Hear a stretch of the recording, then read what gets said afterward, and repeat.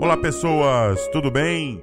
Aqui é Gilson Lorente, fotógrafo, falando diretamente do interior do estado de São Paulo, da cidade de Presidente Prudente, e esse é um episódio extra do nosso podcast, um episódio bem curtinho, onde a gente veio falar de um assunto triste que aconteceu aí no fim de semana, nesse último fim de semana, que foi um incêndio que consumiu o Museu Nacional do Rio de Janeiro. Eu não ia falar nada sobre isso, porque muita gente já falou, muito político já falou, muito influenciador já falou, repórteres, né, toda a mídia pegando no pé em relação a isso, mas eu quis dar uma palhinha da minha opinião por conta de algumas coisas que eu andei ouvindo. O brasileiro, a gente sabe, ele não tem muito o hábito de visitar os museus nacionais, né? O pessoal que vai para a Europa visita muito mais os museus europeus do que os museus brasileiros. E pelo que eu tô vendo, pelo que a gente vê na mídia, de todo mundo que trabalhava no Museu Nacional e todo mundo que chegou a visitar o local, a situação de penúria do museu já era uma coisa que vinha se arrastando há décadas, né? O pessoal, muita gente levantando aí notícias dos meios de comunicação de 5 anos atrás, de 6 anos atrás, já mostrando que as visitações eram interrompidas, que alguns pontos do museu, quando chovia, alagava, muita coisa se perdia por conta dessa falta de manutenção,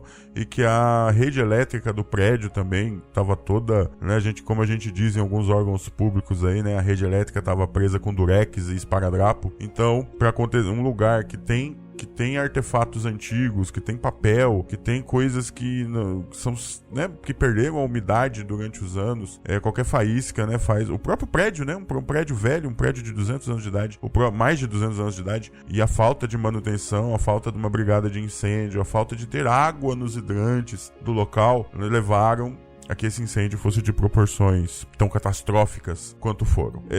Então o fato não tem o que discutir. O fato aconteceu, agora tem que se ver por que o fato aconteceu. E fica aí também o alerta para os outros dezenas, centenas de museus que existem espalhados pelo Brasil. Querendo ou não, por mais simples que seja, quase toda a cidade do Brasil tem um museu. Talvez ele não tenha a importância dos artefatos históricos que a gente tinha no Museu Nacional, mas esses museus municipais trazem artefatos importantes para a história do próprio local, para a história da cidade. E é esse o ponto que eu quero conversar com vocês, que eu quero dar essa palhinha aqui de 5 minutos. Eu trabalho aqui num órgão público da cidade de Presidente Prudente também, e eu ouvi as pessoas que trabalham comigo, pessoas que eu considero pessoas inteligentes, pessoas com formação universitária, pessoas que teoricamente deveriam ter uma visão diferente do mundo, dizendo que foi só um museu, o que tinha lá, coisa velha, o que isso importa pra gente, não sei por que tanto alarde pela perda de um local que não trazia benefício nenhum pra gente, ainda se fosse um local que estivesse estudando cura de alguma doença, que estivesse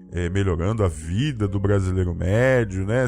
A gente poderia ter mais um pouco mais de sentimento em relação a esse local que se perdeu. Olha só, isso é um vislumbre daquilo que pensa o brasileiro. A gente agora tem um monte de meio de comunicação, tem um monte de jornalista, o pessoal da Rádio Jovem Pan tá batendo nisso todo dia, desde o incêndio do museu, que os políticos não se interessam pela história, que os políticos não se interessam pela memória, que os políticos agora, tá todo mundo dizendo que vai liberar verba para reconstruir o museu, mas que tinham que ter pensado nisso antes, porque agora já era, né? Então, mas cara, os políticos são a representação daquilo que o povo é. O povo, os políticos estão lá e pensam desse jeito porque o povo pensa desse jeito. Nós somos o povo sem memória. Tem uma coisa muito grave aqui no Oeste Paulista, que é onde eu moro, né? Esse Pontal do Paranapanema, ele foi colonizado muito tardiamente, né? Tem o que? A cidade mais velha aqui deve ter uns 120 anos de idade. Presidente Prudente mesmo completou 100 anos de idade ano passado. E quando esse povo veio pra cá, um pouco depois da Lei de Terras, né? Da assinatura da Lei de Terras,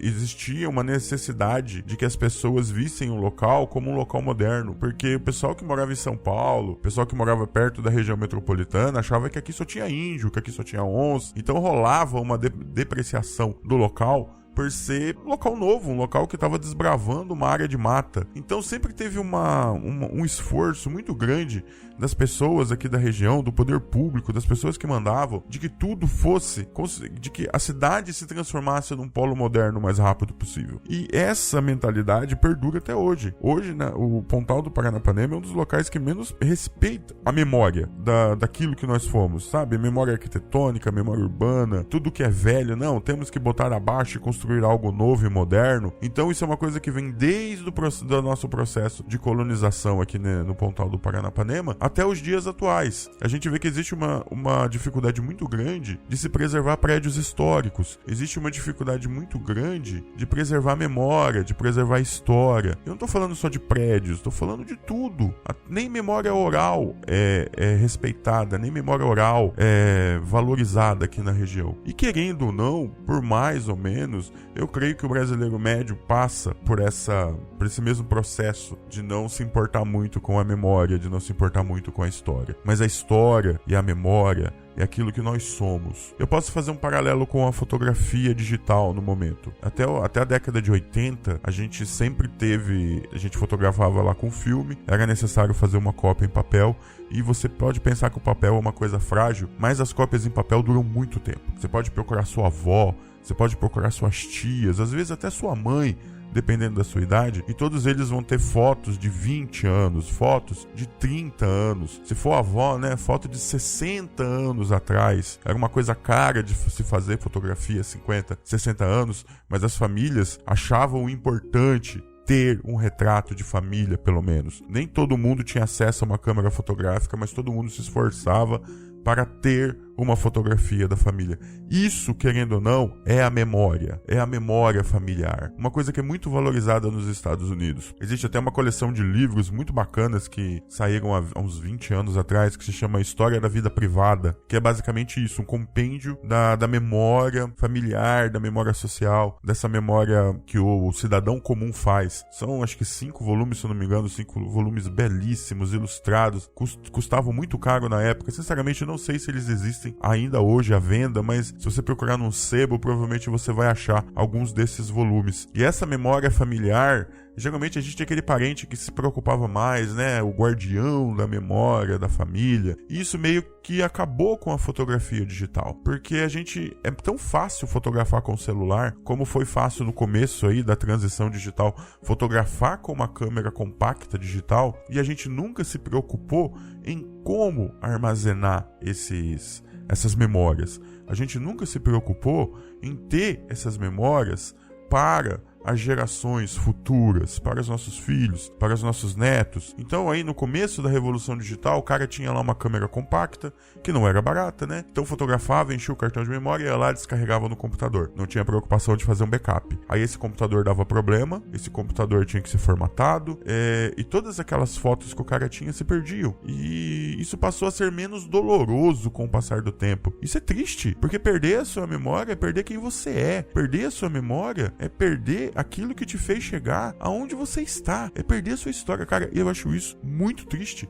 Eu acho isso um dos maiores pecados do mundo, a maior tragédia para com você, cidadão comum, é perder a sua memória. E nos dias atuais, que a gente fotografa muito com o telefone celular, né, o cidadão comum não tem mais uma câmera fotográfica, ele tem um celular, a preocupação continua não existindo. As pessoas fotografam, tem lá um celular com 32 GB de memória interna, cabe muita foto, cabe muito vídeo. Então a gente fotografa.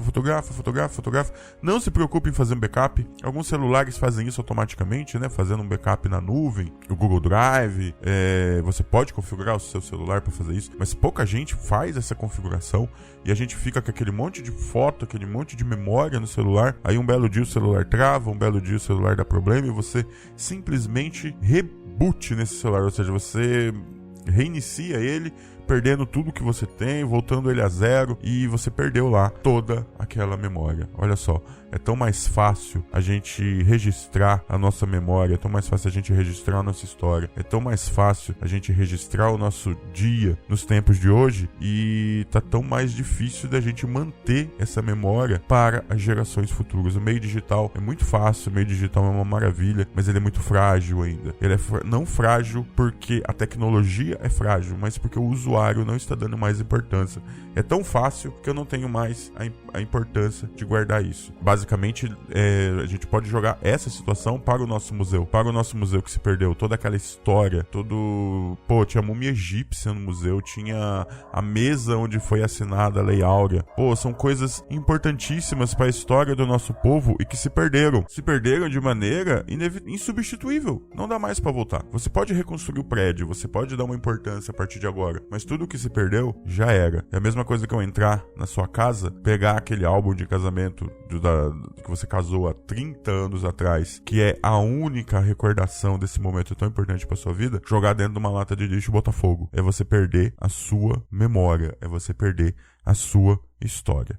Eu sempre digo para meus alunos, quando a gente faz o curso de ensaio fotográfico, porque são os alunos que decidem qual vai ser o tema da nossa aula prática, muita gente fala nas cidades aí que eu estou visitando, dando esse curso, que a gente poderia ir num asilo, que a gente poderia fazer um trabalho com os senhores de idade. E eu sempre digo para eles que fotografar pessoas de idade não é só fotografia. 90% do trabalho fotográfico para com pessoas de idade, né, idosos, é conversa. Por quê? Porque eles sentem uma necessidade de contar a vida deles para alguém, justamente porque eles já perceberam que essa vida tá chegando ao fim e que todas aquelas experiências que eles tiveram, toda aquela memória que eles têm, todo aquele conhecimento que eles têm acumulado de décadas de vida vai desaparecer para sempre. Vai desaparecer e nunca ninguém mais vai ter acesso. É como se simplesmente não existisse, não tivesse existido, e tudo que aquela pessoa viveu, tudo que aquela pessoa foi, tudo que aquela pessoa acumulou de conhecimento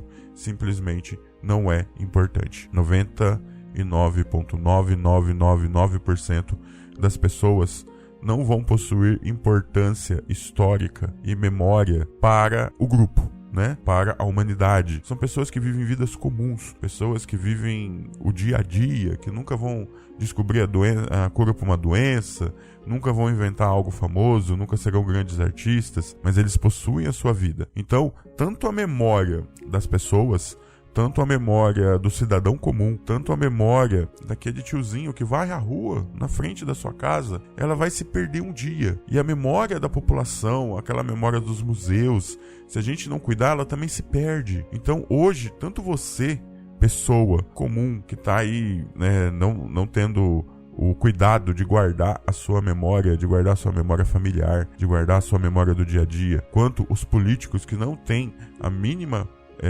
não dão a mínima importância pra gente guardar a memória do coletivo, essa história que é importante, tá? Essa história que é importante, nós estamos correndo no mesmo erro. E não é problema, não é pensamento de político tacanha, é o pensamento da população, toda a população. Então, os políticos são apenas a representação daquilo que o povo é. E o nosso povo não dá importância para a memória.